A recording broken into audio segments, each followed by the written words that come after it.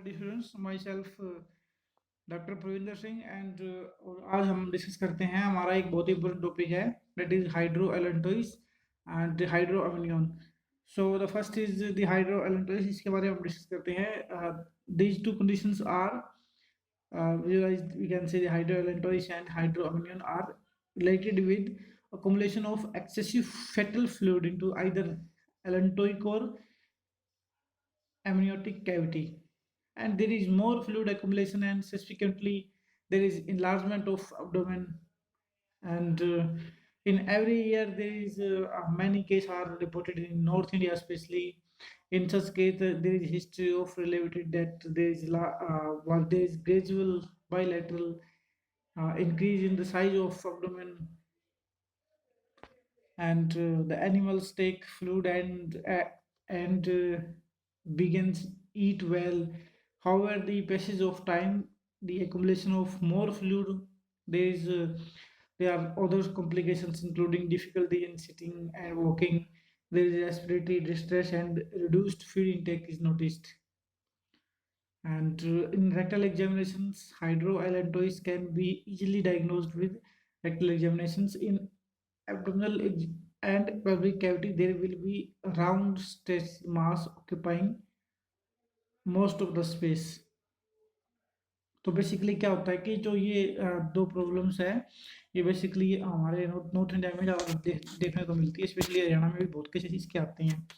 इसमें क्या होता है कि ये बेसिकली इन दोनों कंडीशंस में जो फ्लूइड है वो बढ़ जाता है।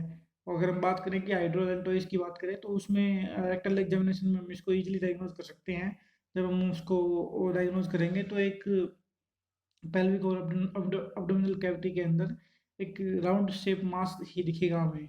और टाइम पेसेस के बाद धीरे धीरे क्या होगा कि ये जो फ्लूइड एक्युमुलेशन है ये ज़्यादा हो जाएगा, और जो एनिमल्स को चलने में, बैठने में और सांस लेने में प्रॉब्लम आने लग जाएगी।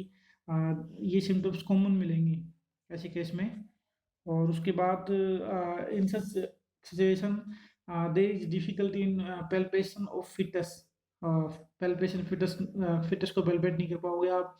And rumen in advance stage, और रूमन को भी एडवांस स्टेज में जाओगे तो रूमन को भी नहीं कर पाओगे।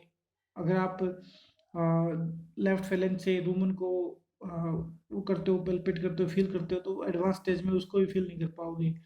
In case of hydro amnios there is enlargement is less, उसमें enlargement बहुत कम होता है, and may be diagnosed with careful rectal examinations of puncture of abdomen to see the kind of fluid. In hydroallantois the fluid will be stracular, जो हाइड्रोएलेंटोइस है उसमें fluid हो straw colour का होगा और यूरिन कलर का भी हो सकता है। while the hydroamnions the fluid becomes mucus like, जो म्यूकस होता है थोड़ा गड्ढा होगा और mucus pus like. After the diagnosis of such cases pregnancy is terminated. For this there is various options available, use of glucocorticoids। आप ऐसे दोनों ही केसेस में you have to be terminate the pregnancy, तो आपको जो प्रेगनेंसी है उसको टर्मिनेट करना पड़ेगा basically. And for cases there is number of option are available, आप उसके लिए बहुत सारे ऑप्शन अवेलेबल होते हैं। For you can go for glucocorticoids, use of other options such as estradiol or manual dilation of cervix।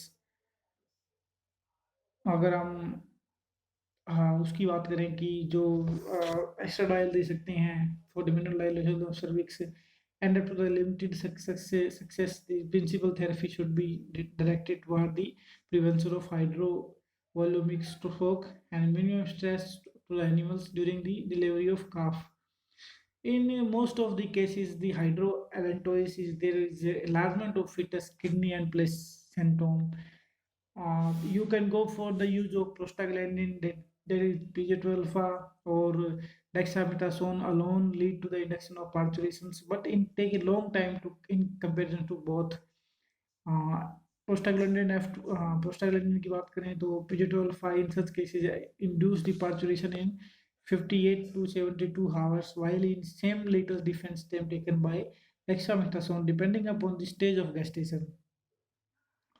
So dexamethasone is successful only if the fetus is live.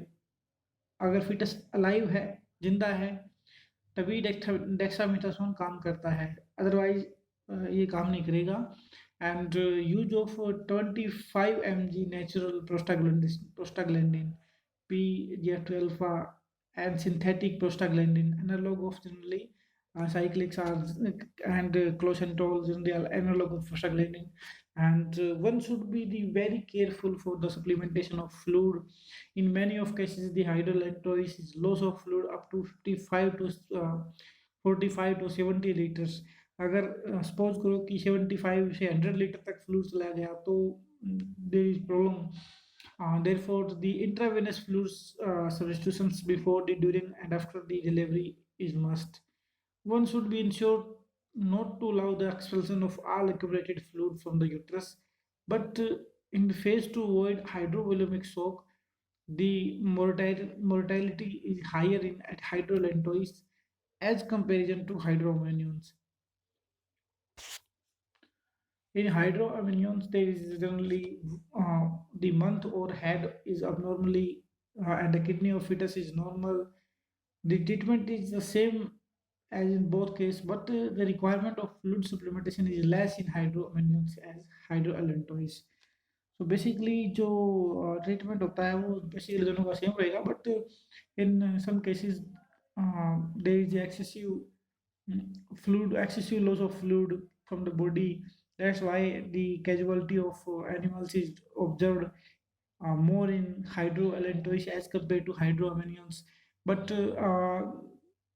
while you are inducing the animal for the parturition at the late stage of late stage of gastations, at that time, if you use dexamethasones, that only if the fetus is alive. Otherwise, you should go for prostaglandin and other therapy.